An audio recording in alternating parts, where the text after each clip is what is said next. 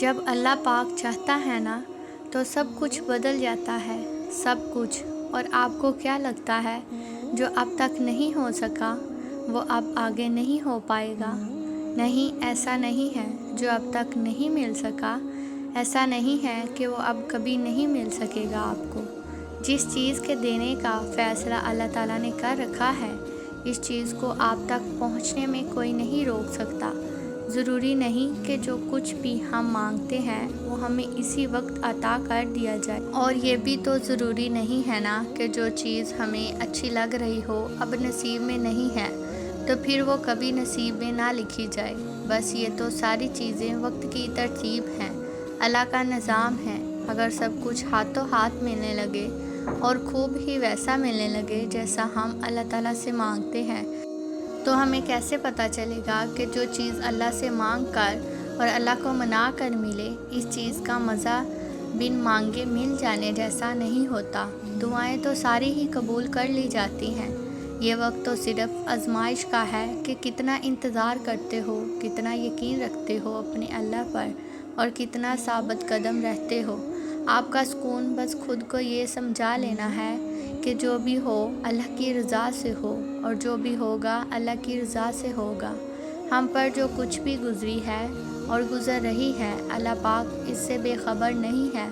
اگر اپنے دل کو حقیقت پر منانا مشکل ہو گیا ہے تو اس ذات کو منا لو جو حقیقت کو بدلنے پہ قادر ہے، اور اللہ پاک کو منانے کے لیے دعا، صبر، یقین، انتظار اور توکل کرنا ہوتا ہے۔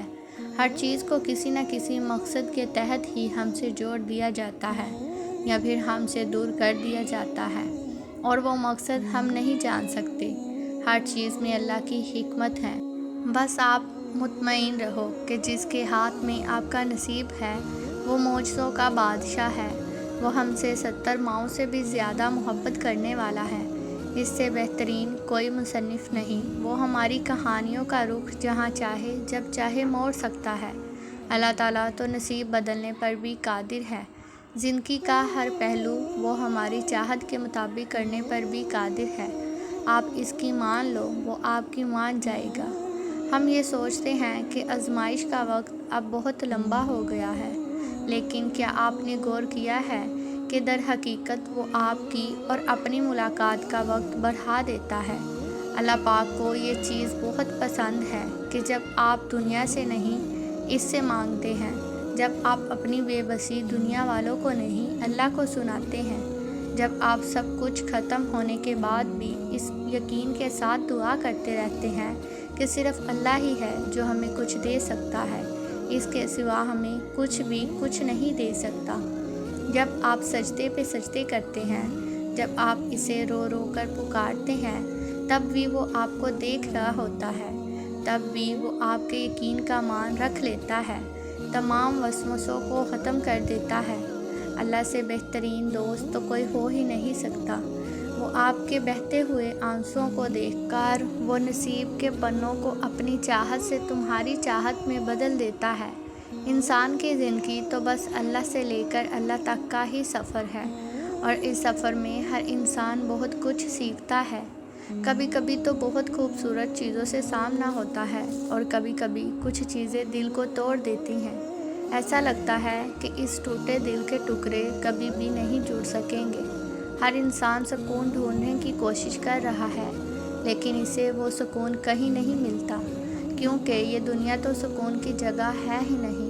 اور پھر انسان ٹوٹا دل اور زندگی کی تھکن کو لے کر ٹوٹ جاتا ہے اور اکیلا رہ جاتا ہے، کیونکہ انسان غلط جگہ سکون کی آس لگا لیتا ہے، اس دنیا سے امیدیں لگا بیٹھتا ہے، اور پھر یہ دنیا کب کس کی ہوئی ہے۔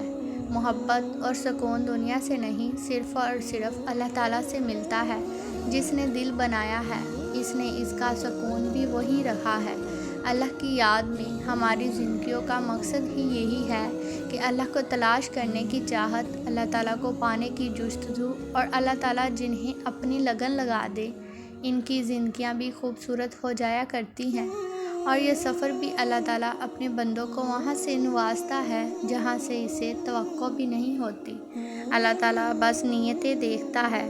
اللہ بس یہ دیکھتا ہے کہ کس کے دل میں اللہ کے لیے محبت ہے اور کون ہے جو اس چیز کو پانے کی زیادہ شدت رکھتا ہے جو وہ اللہ سے مانگ رہا ہے۔ وہ بس خلوص دیکھتا ہے ہمارا کہ کون اپنے دل میں ڈر رکھتا ہے اللہ کا، کہ بہت سے غلط راستے سامنے ہونے کے باوجود بھی وہ اللہ کے ڈر سے ان راستوں کو اختیار نہیں کرتا۔ اپنی چاہتوں کو پانے کے لیے وہ بس طلب دیکھتا ہے کہ کون ہے جو اس کے انعام کی طلب رکھتا ہے اور پھر اسی طلب کی خاطر صبر بھی کرتا ہے۔ یہی سب دیکھ کر اللہ تعالیٰ ہمارے لیے فیصلہ کرتا ہے کہ کس کو کیسے، کیا، کب اور کتنا دینا ہے۔ اور جو انسان اللہ کی ان آزمائشوں پر پورا اتر جاتا ہے اور بے پناہ دکھوں اور تکلیفوں کے باوجود بھی اللہ تعالیٰ سے مانگنا نہیں چھوڑتا، اللہ تعالیٰ کو یاد کرنا نہیں چھوڑتا، خود کو گناہوں سے بچا کر رکھتا ہے، تو پھر اللہ بھی اسے غیب سے عطا کرتا ہے۔ یاد رکھیں کہ جب آزمائش بڑی ہوتی ہے تو رحمان کی رحمت بھی بڑی ہو جاتی ہے۔ جب اللہ دینے پر آتا ہے تو پھر اتنا دیتا ہے کہ انسان کا دامن تنگ پڑ جاتا ہے، لیکن اللہ تعالیٰ کی نعمتوں کی روانی نہیں رکتی۔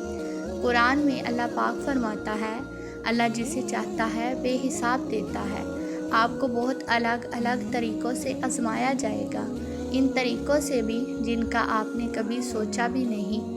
آپ آزمائشوں اور مشکلات سے گزارے گئے، یہ سب سے مشکل چیز ہوتی ہے جس کا سامنا ہر انسان کو کرنا ہوتا ہے۔ وہ جگہ آپ خود کو کمزور محسوس کریں گے، دل ہار ماننے کو چاہے گا، آپ کو ہر چیز دھوکہ لگنے لگے گی، بہت بری لگے گی، آپ کو اپنی آنکھوں کے سامنے کوئی رستہ نظر نہیں آئے گا۔ اور اس وقت صبر اور توکل ایسی اہم چیزیں ہیں جو اسی مومنٹ پر اللہ تعالیٰ دیکھتا ہے۔ جب ہم اللہ تعالیٰ سے مانگتے ہیں تو ہمیں اپنی دعاؤں کو توکل سے اور یقین سے سجانا ہوگا۔ جب آپ یہ یقین رکھتے ہیں کہ اللہ ہر چیز پر قادر ہے، وہ سب کچھ دیکھ رہا ہے، تو پھر اپنے اس یقین کو ہمیشہ اپنے اندر برقرار رکھیں، اس سے کسی چیز کا گلہ شکوہ نہ کریں۔ ہاں، آپ کو جو بھی پریشانی ہو رہی ہے وہ اپنے اللہ کو بتائیں، اللہ سے کہیں۔ اللہ کو پتہ ہے کہ آپ کو برداشت کرنے میں، صبر کرنے میں کتنا درد ہو رہا ہے، وہ سب کچھ جانتا ہے، وہ ہر چیز کا علاج کر دے گا، وہ ہر چیز کو شفا عطا کر دے گا۔ بس آپ نے کبھی بھی اللہ تعالیٰ سے مایوس نہیں ہونا، اللہ تعالیٰ سے دور نہیں ہونا، کوئی گلہ نہیں رکھنا۔ ان نعمتوں کا غور کر کے تلاش کریں، شکر ادا کریں جو اللہ تعالیٰ نے آپ کو اس وقت بھی عطا کی ہوئی ہیں، پھر انشاءاللہ آپ کی زندگی میں سکون لے آئے گا۔ اللہ سے دعا ہے کہ ہم سبھی پر اپنا کرم کرے، ہمیں اس راہ پہ چلنے کی توفیق دے اور ہمارے دونوں جہانوں کو خوبصورت بنا دے، ہمارے تمام مسائل جلد سے جلد حل کر دے۔ آمین ثم آمین۔ مجھے بھی دعاؤں میں یاد رکھیے گا۔